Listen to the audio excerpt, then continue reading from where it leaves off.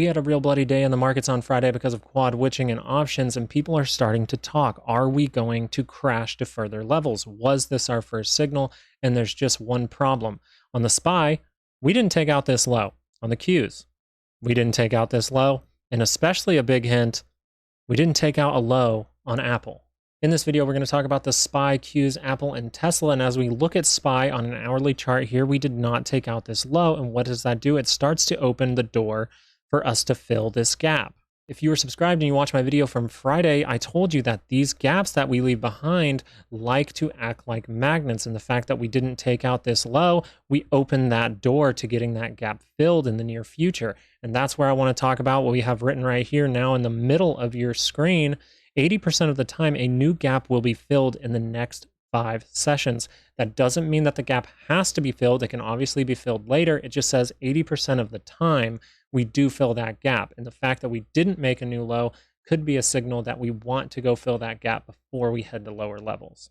I'm just going to switch over to the Qs on an hourly because it looks like it lines up a little better, easier for you guys to see. But we didn't take out this prior low, which opens the door for us to go fill that gap. But I want to zoom out for a second so you guys can see this. Okay, if I zoom out and I look at these lows here and how they line up, we are dinking not only off of our 200 on the hourly, but we are finding that trend line of support. And that means that we possibly could start to see us dink around and coil up, forming some sort of triangle formation here to then see if we are going to break to the downside and go test our next trend line, or if we are going to break to the upside and go fill some more gaps. So the bullish case is going to be the same for the SPY and the Qs, so I'm just going to do it on the Qs. And the bullish case would be we come up, we fill this gap, we find some ground around some support, and we use that as an ABC pattern to push us up into that gap resistance, and then possibly even go up to that gap fill in the near future.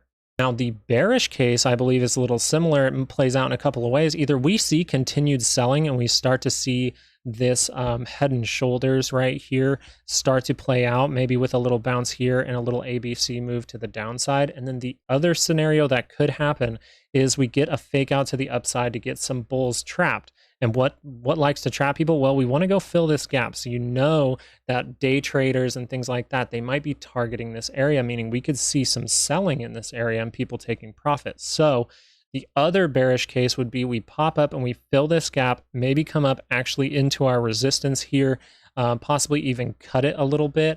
And then we see that start to sell off pretty dramatically to the downside. Be careful getting too bearish because we are seeing something unique on Apple, and that would be this right here. We didn't take out these lows, which opens the door for Apple to get out of this resistance. And because we've spent so much time in this resistance level, I mean, we have a bunch of bars in here.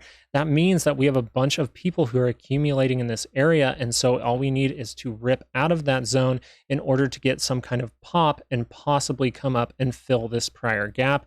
We don't know how crazy this could get on the bullish side. I'm kind of not thinking this could go up and into our resistance zone, but hey, anything's possible. And if Apple starts to rip up higher, Apple is such a big stock that it can carry the S&P 500 and the Qs. Bearish thing that I told you guys last week that you wanted to happen on Apple to see further downside was you wanted this divergence right here to unconfirm and try to cut below these lows. So you needed a pretty good sell-off. And as we notice, if we just erase some of these drawings here, what happened on this MACD, I'll try to blow it up for you guys a little bit here, but what happened on the MACD here is we actually rejected, meaning we came down looking like we were going to cross and we didn't, and we continued the green bars on the histogram, which actually is a very short-term bullish signal, but we need to get out of that resistance zone in order, or I guess it's a support zone. We need to get out of that support zone until we see that, and we need a big strong bar out of that zone and for it not to fade. In my eyes, I do see Apple getting some kind of pop at least up into this area here at about 180. And I just think if we get there very rapidly, your bear case here would be you want this to start to fade. You want that to be a fake out, just a little gap fill. Maybe Apple helps out the Qs and the SPY in filling that gap from Friday. We pop up, and then you want to see that sudden drop start to happen, at least in my opinion, because we do have the 20th of September where we're going to get the Fed rate decision. You could see this pop, maybe give another one, maybe go fill the gap, and then start to tear down Overall, taking shorts in this position is more what I talked about in my Friday video. If you want to go check it out, you can get more on that. But I just would not be shorting in this area. We've already seen a dramatic sell-off, and I need some kind of upside and then reassess in order to take a short at this time. Another stock that did something really different than Apple, the Qs, everything was Tesla. And last week we told you guys if Tesla got a little excited early in the day and came up into this resistance, we almost touched our resistance line here and we almost touched our trend line, but we didn't get there. So this faded very quickly. And I said if this started to fade, but it did not crash down, that it actually is not the worst news for the bulls. And bulls, here's your bull case. So the bull case would be, now that we got this slight pullback, actually this might be enough of a pullback to push Tesla to a higher level, even here or here. So, and that's just because I'm looking at the RSI. The RSI is showing that it is above 50, but it is not overbought anymore. So we got out of those overbought conditions we were dealing with for a little bit, and now we have the opportunity to go get overbought again. The bear case I kind of gave in my Friday video, and I overall just believe you want this to come down into this trend line and not get a big reaction past this high. You actually would rather this thing just get a little ABC pattern. So what I'm talking about is I think you want this thing to start to come down, get a little bounce maybe right before that 20th with the Fed announcement or the Fed, Fed rate decision, and then you want to see that thing break. And I do still stand by when this channel here breaks, that's when we're going to start to see Tesla start to crash pretty rapidly. Really quick on yields, we did see that pop above this prior high that we said would be pretty dangerous if that happened for the market. So we did come above this little high here, and I said now we're waiting to see, can we come up into the unknown? If we get past this high up here and we start entering into the unknown, we need to start watching out below and looking forward to future downside in the market, because once we get up in this area, it's going to be scary. And the scarier thing that's freaking me out even more is we actually see a tiny, tiny little green bar, meaning we have crossed on the MACD to the upside. So that just tells me the most likely thing is we can see this quickly go up into this and form some kind of divergence before we get a downside move. The most likely scenario is rates are going to go higher, and TLT is possibly going to hit my target of 88.14 in the near future.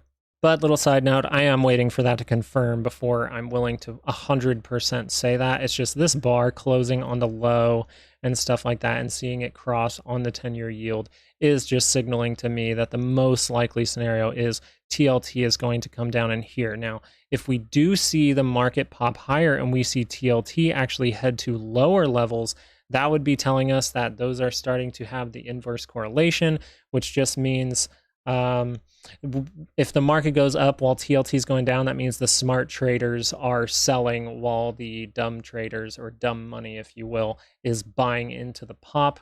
Perfect scenario for a bull trap. Last thing I want to talk about was the VIX, and we do have a wedge here on the VIX, and it's proving itself pretty well. And as I go into a 30-minute time frame, we're going to talk about something else, but we're going to talk about that trend line up ahead. Okay, we're going to talk about this wedge. When the RSI gets overbought, what happens on a 30-minute with the VIX? Okay, so I'm going to do this again. I'm sorry if you saw it in the Friday video, but okay, we get overbought, we sell off, we get a little pop in the market. Okay, and then we get overbought again, right up in here. We get a little pop in the market. Now, it didn't last long, is what I said on Friday. It didn't last long, but we still get that pullback down towards that 50. Okay, keep that in mind. Now, right here, we barely get overbought, but we come into that trend line right here. What happens? We get a big ABC pattern that is a rip downward for the VIX, but a pop in the market. Okay, and then we kind of fizzled out for a little bit, but right here, we actually did not get overbought. Look at that. We didn't get overbought, which is telling me that this trend line actually makes a lot of sense. And I said that on Friday because I'm holding to it. Once we hit that trend line, we saw a rapid move to the downside in the VIX, which gave us another pop in the market. And if we just pull that to the now, we can see we are at that trend line and we are also overbought. Okay, so that's just telling me that at least we need to pull back to that 50. It's not meaning that, oh, this needs to tank all the way down. No, it just tells you that, okay, we need some kind of pop or downward move in the VIX, maybe to the 50, watch it catch up to it to spring higher to get that volatility. That would be your bearish case. And then if you are a bull, you want a reaction like we got from this one, this touch and this touch, okay? You want this to start to come down pretty rapidly, okay? And maybe hit the bottom of this wedge that was forming here, and then we will see volatility start to skyrocket back into this market. I'm looking for whether this starts to pop, now, or it wants to drop first and then pop. I'm overall looking for this daily MACD to cross us to get above 50 on the center line, and then I'll be confident to say that volatility is back in this market. The main takeaway from this video is, do you like my haircut? Okay, sorry, my bad, wrong video. The main takeaway from this video is I don't know necessarily if we're crashing, but we didn't take out those prior lows, which opens the door for a slight bounce, possibly to fill that gap early on in the week, and then we can see what happens from there. But as you see, the VIX is touching that trend line. We did not cut those lows. It kind of has a little bit of a recipe for a slight bear trap. Look for the 20th, that would be Wednesday, and look for the reaction from where the market is right now. If Apple does gain some steam, that could carry the market to higher levels. But if we start to see other stocks aren't carrying, maybe just the Magnificent Seven is, then we can start to think of this as a bull trap, and we should start looking for downside potential. But overall, let's just follow price, see what happens, and then react based on what's happening in front of us, okay? I hope you guys have a great week ahead. Hope you guys have all the luck in the world trading this week, all right? Peace.